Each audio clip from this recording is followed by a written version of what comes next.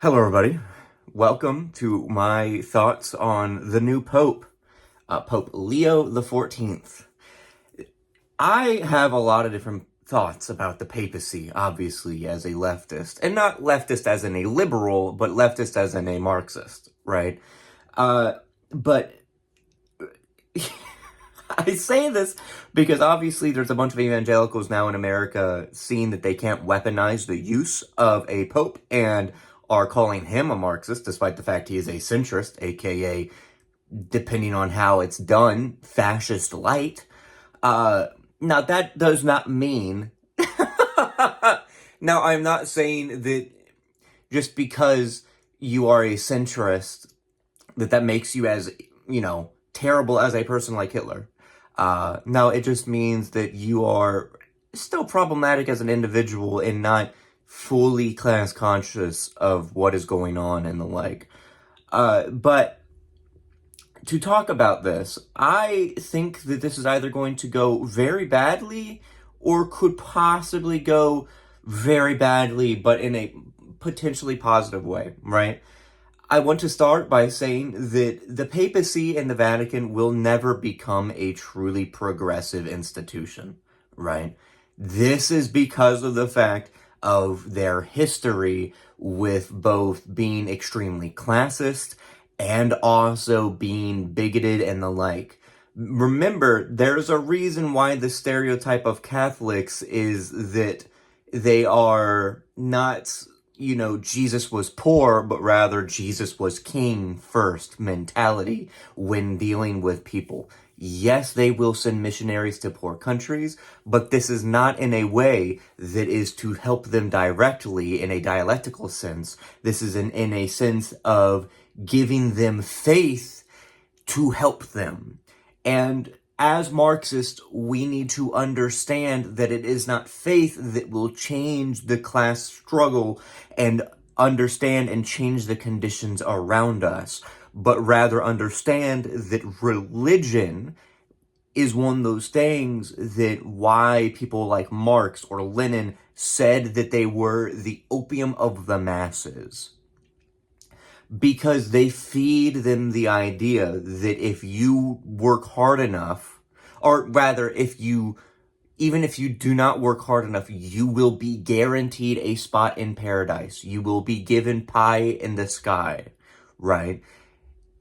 Instead of benefiting the current material conditions and the current systems and the current struggles when you are alive. That's the big thing about religion. Even if they might seem good on the surface, unless they are actually genuinely trying to support the physical world, and instead of just trying to give people faith and therefore kind of alleviating their pain, such as going to a poor country or going to a poor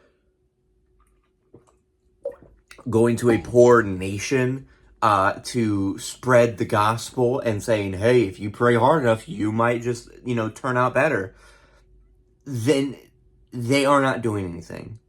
They are doing the liberal equivalent of, or they are doing the, I should say, they are doing the religious equivalent of liberal white knighting, where they will say and do a bunch of bare minimum things without actually doing anything to support these people. And that is the big thing to remember, especially with religious institutions. Now, I will say that there are other specific religious institutions that are not Catholicism or Protestantism or, any other specific sect of an Abrahamic religion directly, that does these sorts of things. There are more than just those religions, right? I mean, look at Sikhism, right? Sikhism is religious. It is the idea of spreading faith and the like. But there are also Sikhs out there who aren't entirely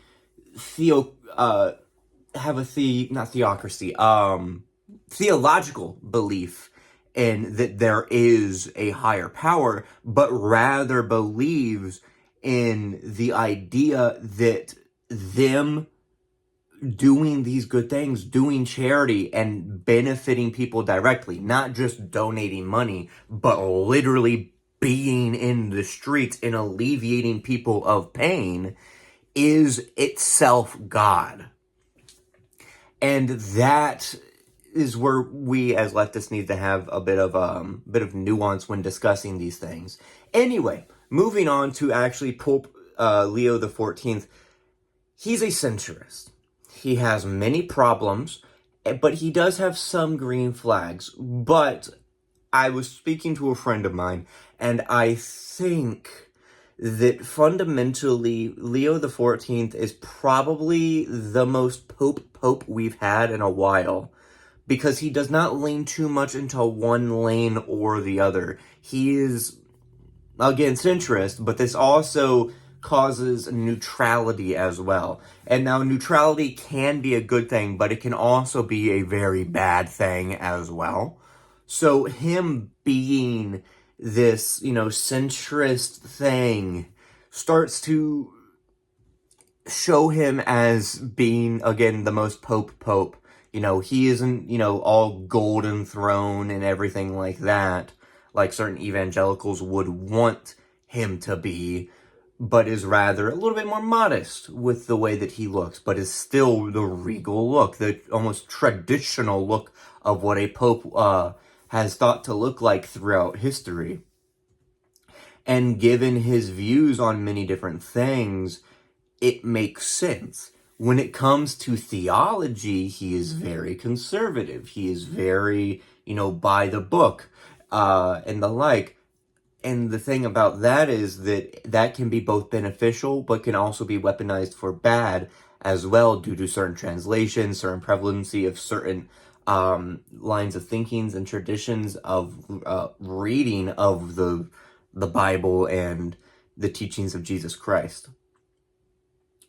But at the same time, given the fact that he has openly spoken out against Trump and Vance and the like, this also tells me that there is a possibility of a schism in Catholicism within the United States, where some people will break away from Catholicism and see it not as the religion that they want to be a part of, and will lean heavier into evangelicalism and fascism, and then obviously MAGA and the like, because that uses a Christo-fascist framework to do what they do.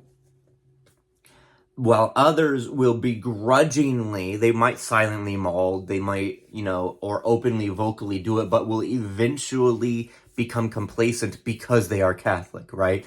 It is in their religion that they accept a pope. That is what they are about. And if they don't, then they're not Catholics. They are Protestants, or they are, non-Catholic. I forget the full word, but, non-traditional Catholic that believes in the Vatican and the like. So that's the other thing to realize, is that I'm also really thinking about is going to be happening with Pope Leo the 14th. And also, given the fact that he is American, there is the chance that he is weaponized by Americans and specific agendas of Americans politically to turn him into a symbol for certain things. But there is also the possibility that that isn't the case.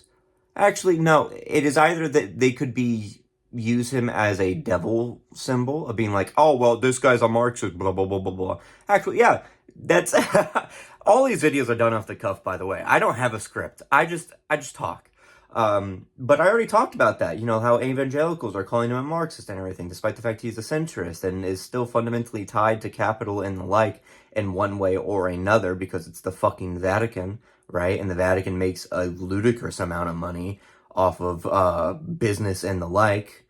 And you might be thinking, well, there's no, it might not be an obvious thing, like, well, there's no corporation of the Vatican or anything like that. How are they still tied to capital? Well, because of whatever ways of how they accrued money and the ways that they do that, is not within the hands of the people, but is within the hands of the state, of the Vatican, in a way that does not allow members of the citizenship to determine what's going to go on. And then there's obviously the nuance of the fact that it is a religious institution and a religious state that causes there to be more nuance about that.